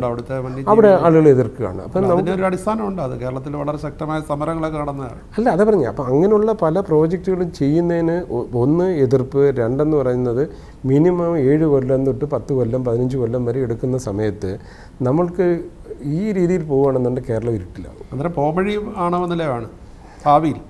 ആണവ നിലയം അല്ലാതെ ഒത്തിരി സൊല്യൂഷൻസും ആലോചിക്കുന്നുണ്ട്. അത് മാത്രമാണെന്ന് ഞാൻ പറയുന്നില്ല. പക്ഷേ സോളാർ പ്രൊമോട്ട് ചെയ്യാത്ത എന്താണ് കാര്യമായിട്ട് പ്രൊമോട്ട്? സോളാർ പ്രൊമോട്ട് ചെയ്യാത്തതല്ല, സോളാർ പ്രൊമോട്ട് ചെയ്യാനുള്ള കപ്പാസിറ്റി ട്രാൻസ്ഫോമറിന് ഇല്ല എന്നുള്ളതാണ് വസ്തുത.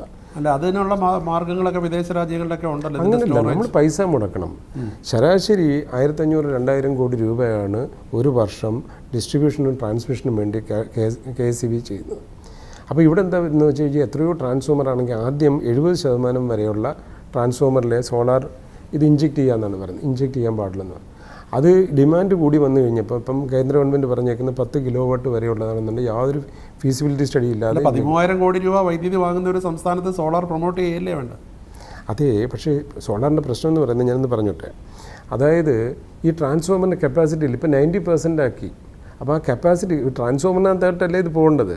അപ്പോൾ ട്രാൻസ്ഫോമറിൻ്റെ കപ്പാസിറ്റി ഉണ്ടാകണമെന്നുണ്ടെങ്കിൽ പുതിയ ട്രാൻസ്ഫോമർ, ഹയർ റേറ്റിങ്ങിലുള്ള ട്രാൻസ്ഫോമർ, അതിനകത്ത് കാര്യമായിട്ടുള്ളൊരു ഇൻവെസ്റ്റ്മെൻറ്റ് നടത്തിയാലേ പറ്റത്തുള്ളൂ. 2, സോളാറിൻ്റെ രണ്ടാമത്തെ ദോഷം എന്താണ്? പകൽ സമയത്താണ് ഉൽപ്പാദനം മൊത്തം. പക്ഷേ പകൽ സമയത്ത് ബാറ്ററി സ്റ്റോറേജിനുള്ള സംവിധാനങ്ങൾ വിദേശ രാജ്യങ്ങളിലുണ്ടെന്നാണ് വിദഗ്ധർ പറയുന്നത്. ആ രീതി ഇവിടെ അനുകരിക്കാവുന്ന എല്ലാ അശോക് ചെയർമാനായിട്ടിരുന്നപ്പോൾ അതിനുള്ള ഒരു പദ്ധതി ആസൂത്രണം ചെയ്യുകയും ചെയ്തിരുന്നു. അതിനും ഇൻവെസ്റ്റ്മെൻറ്റ് ആവശ്യമുള്ളതാണ്. അന്നത്തെ വിലയല്ല ഇപ്പം കുറച്ചുകൂടെ ഫീസ്. ഇപ്പോൾ ഉപതെരഞ്ഞെടുപ്പ് കിടക്കുകയാണ് കേരളത്തിൽ. ഇപ്പം വൈദ്യുതി നിരക്ക് വർധന അത് കഴിഞ്ഞുണ്ടാകും. വൈദ്യുതി നിരക്ക് ഞാനല്ല തീരുമാനിക്കേണ്ടത്, റെഗുലേറ്ററി കമ്മീഷനാണ്. അവർ എപ്പം തീരുമാനിക്കുന്നു? ഞാൻ അങ്ങനെ നിരക്ക് വർദ്ധിപ്പിക്കാതെ മുന്നോട്ട് പോകാൻ പറ്റില്ലേ?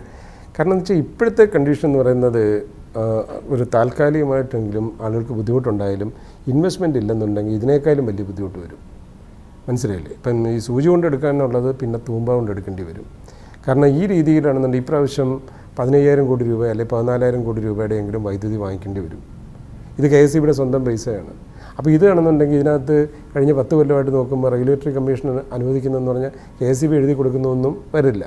അപ്പോൾ KSEBയിലാണെന്നുണ്ടെങ്കിൽ ചിലവ് ചുരുക്കുന്നതിനോടൊപ്പം തന്നെ വൈദ്യുതി ഉൽപ്പാദനം സ്വന്തമായിട്ട് വരാതിരുന്നു കഴിഞ്ഞാൽ ഇതിങ്ങനെ ഈ ഗ്യാപ്പ് കൂടി. ഇത് പാഴാക്കുന്ന ഇപ്പം തന്നെ ഭൂതത്താൻ കേട്ട 500 കോടി പാഴായി എന്ന് പറഞ്ഞ് വാർത്ത വരുന്നു.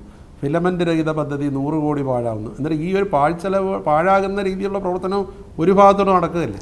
ഫിലമെൻ്റ് രഹിത പദ്ധതിയിൽ എൻ്റെ 2 കോടി രൂപയുടെ ഇത് മിച്ചം വന്നു. ബാക്കിയെല്ലാം ആണെന്നുണ്ടെങ്കിൽ ഫുൾഫിൽ ചെയ്താണ്. അപ്പോൾ അതിപ്പം ഫിലമെൻ്റ് അങ്ങ് മാറിപ്പോയി. അതാണ് പ്രശ്നം.